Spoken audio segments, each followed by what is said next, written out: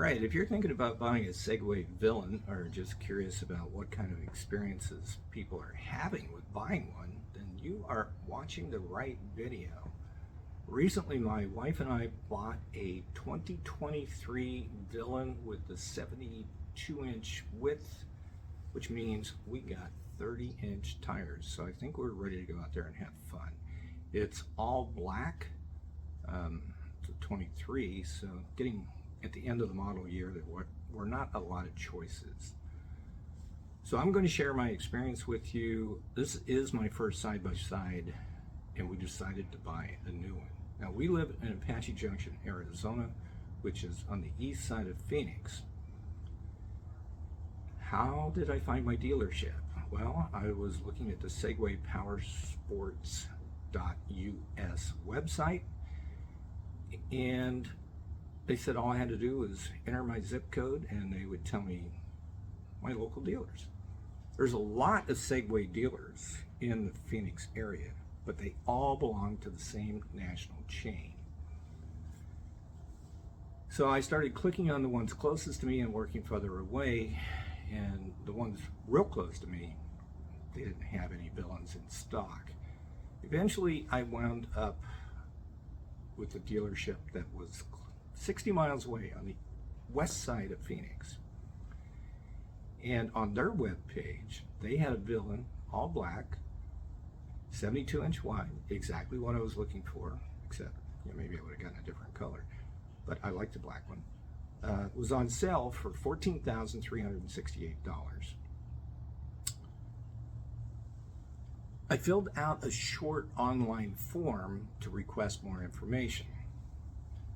Well, a few minutes later, my phone rang, and that was really quick. That was the web salespeople, a lady calling me to see if I wanted to buy a Villain for real.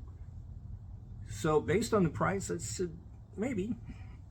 So we made an appointment to go on over there. So the next day we got in the car and we drove. Now, I didn't have to deal with their finance department because we already had the funds to pay for the $14,000 plus taxes, registration, all that stuff. So I'm expecting about $16,000 would be my out-the-door price. Well, we got there. The salesman was waiting for us and put us in the Villain, showed us how it all works, every bell and whistle he could think of, and answered all of our questions. So eventually we said, okay, we like it. What's my out-the-door price? He said, well, I gotta go talk to my sales manager. And he left. Turns out this is just the normal way they do business, and as you negotiate, this will happen many times. How long? I don't know. Every time he left, I felt like it was an eternity. But I'm getting ahead of myself. So he came back with a printout and with a second person, who he said was his immediate boss, not the sales manager, but just another guy. So remember, the advertised price was $14,368. I looked at his total out the door. It was $22,321. That's like $8,000 over their asking price, advertised sell price.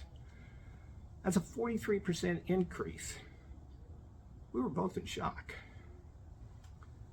And then they tried to justify why it was so expensive. Well, sales tax was about $1,500, so that was still under $16,000 the way I was thinking.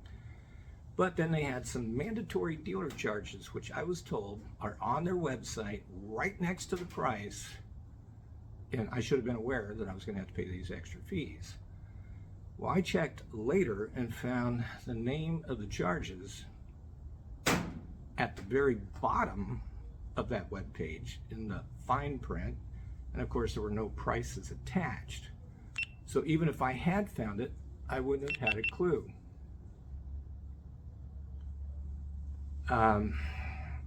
Well, let me explain to you what those charges were. Freight charge, $2,100. Dealer assembly, $1,500. Dealer titling processing, $600. And just for grins, they even decided to add a charge for the GPS, which is built into every villain. So it wasn't supposed to be a charge, but they listed that as $800. When I got over the shock enough to speak, I was so upset, I tossed a couple of mild insults about used car salesmen and some other things much tamer than the emotions that were going on inside and what I really wanted to say. So they offered to speak with their manager to see if they could get me a lower price. So away they went. And we're waiting again.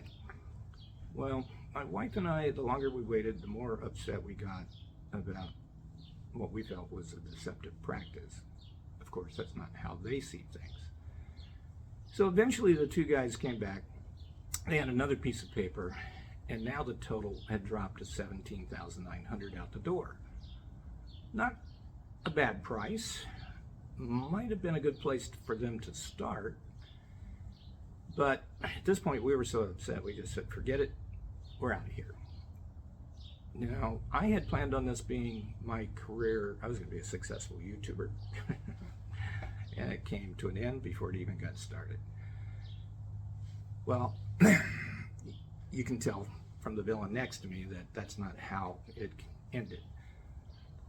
But before I get back to how I managed to to make this transaction happen, let me just say that since I've owned a villain, I've joined several Facebook groups for Segway owners, trying to find answers to many questions that I have as a new villain owner. One of the things I quickly discovered on every one of these groups, there was at least one person that had the same experience that we did with a dealership, and they were definitely expressing their displeasure. So, not uncommon, and if you haven't bought one yet but are thinking about it, most likely you could have this experience too if you just walk into the dealership. I will offer you an alternative. So, here's how I think they avoid saying it's a deceptive practice.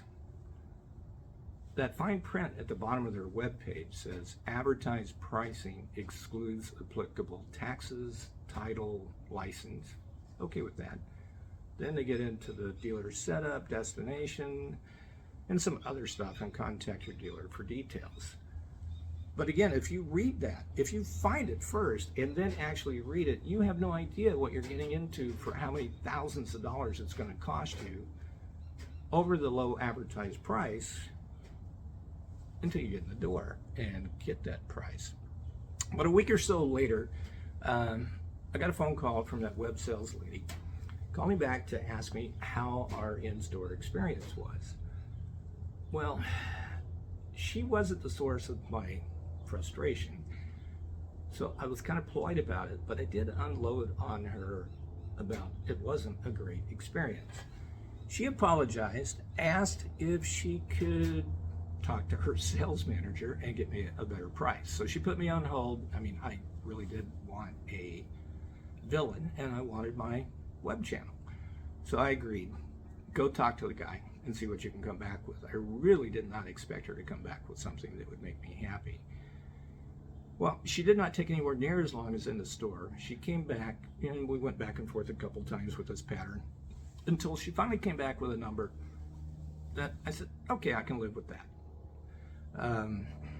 Definitely not 16,000. It was, I don't know, 17.4 or something like that. But still, not a bad price for out the door for a brand new villain. I was okay with it. So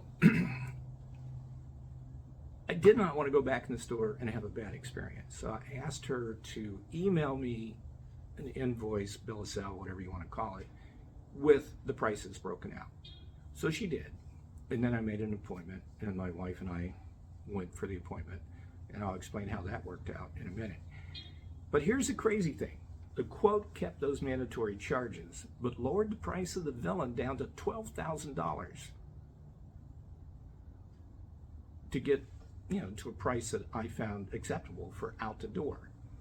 So the quote still listed 3 of those crazy charges. The freight of $2,100, the dealer assembly of $1,500, and a dealer titling processing of $600. So they're right. They just put that on everybody's invoice.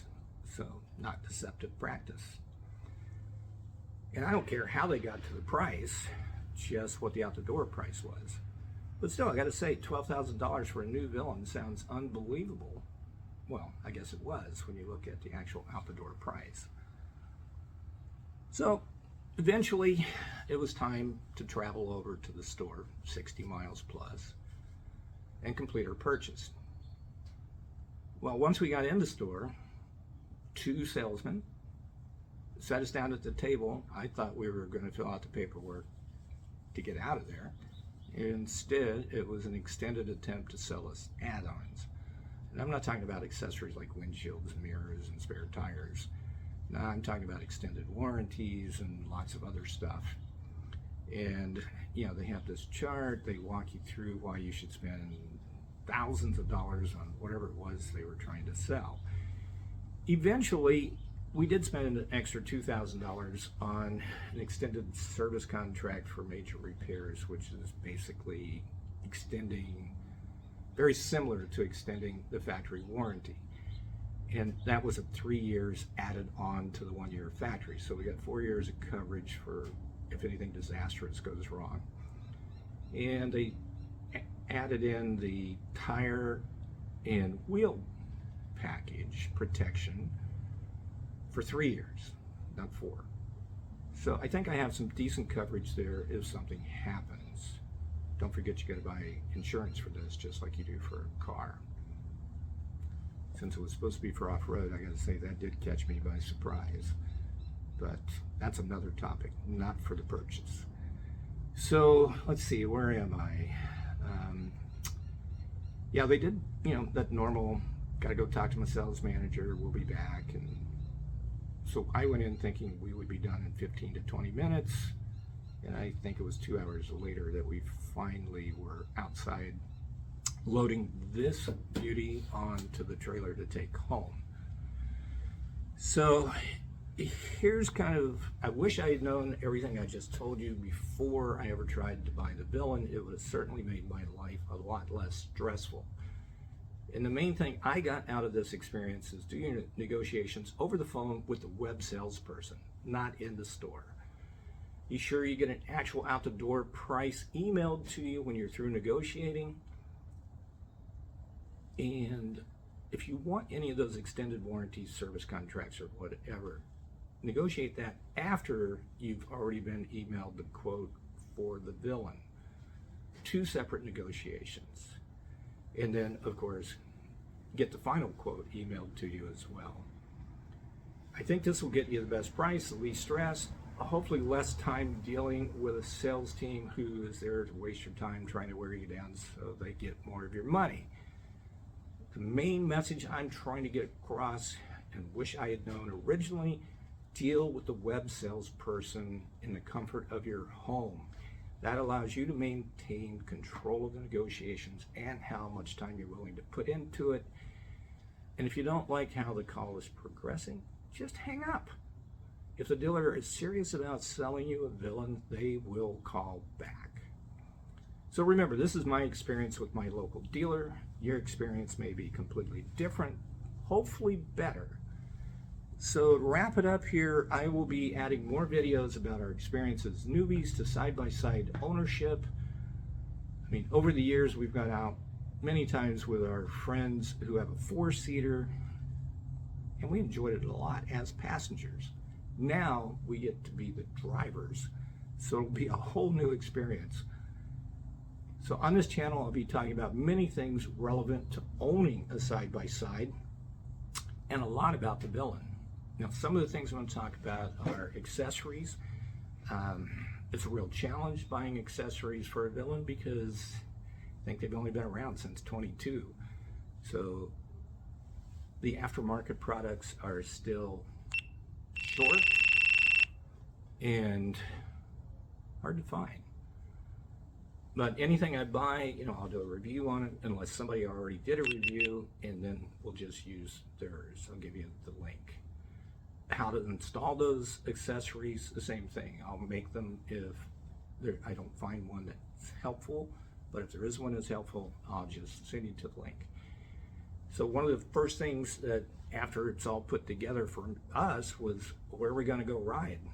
Well, we know how we're going to get it to the dirt. We bought a trailer.